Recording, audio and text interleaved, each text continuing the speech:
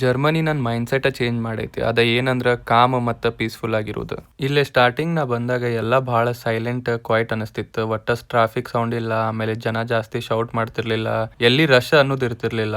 ಸ್ಟಾರ್ಟಿಂಗಿಗೆ ಇದು ಯಾಕೋ ಭಾಳ ವಿಯರ್ಡ್ ಅನಿಸ್ತಿತ್ತು, ಆಮೇಲೆ ಏನೋ ಮಿಸ್ ಆಗತೈತೆ ನನ್ನ ಲೈಫ್ನೇ ಅನಿಸ್ತಿತ್ತು. ಆಮೇಲೆ ಈಗ ನನ್ನ ಫ್ರೆಂಡ್ಸ್ ಹೊಸದಾಗ ಬಂದ್ರೆ ಅವರು ಹೇಳ್ತಾರೆ ಇದು ಒಂದು ಸ್ವಲ್ಪ ಬೋರಿಂಗ್ ಅನ್ಸುತ್ತೆ ಅಂತ ಹೇಳಿ. ಯಾಕಂದ್ರೆ ಇಂಡಿಯಾ ಒಳಗೆ ಅದ ಎಲ್ಲ ಫಾಸ್ಟ್ ಲೈಫ್, ಬರೀ ನಾಯ್ಸ್, ಟ್ರಾವೆಲ್ ಮಾಡೋದು, ವರ್ಕ್ ಮಾಡೋದು ಎಲ್ಲ ಭಾಳ ಸ್ಪೀಡ್ ಅನಿಸ್ತಿತ್ತು. ಬಟ್ ಇಲ್ಲಿ ಬಂದ್ಮೇಲೆ ಆ್ಯಕ್ಚುಲಿ ಸ್ಲೋ ಆಗಿ ಸ್ಮೂತ್ ಆಗಿ ಹೋಗ್ತೈತೆಲ್ಲ ಅನಿಸ್ತೈತಿ.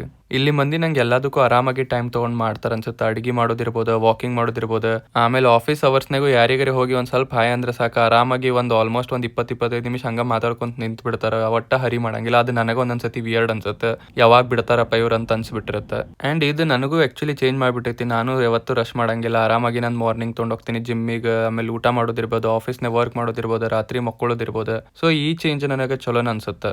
ಸೊ ಒಂದೇ ಮಾತನ್ನ ಹೇಳೋದಂದ್ರೆ ಜರ್ಮನಿ ನನ್ನ ಲೈಫ್ನ ಸ್ಲೋ ಡೌನ್ ಮಾಡೈತಿ, ಬಟ್ ಅದು ಬೆಸ್ಟ್ ವೇದಾಗ.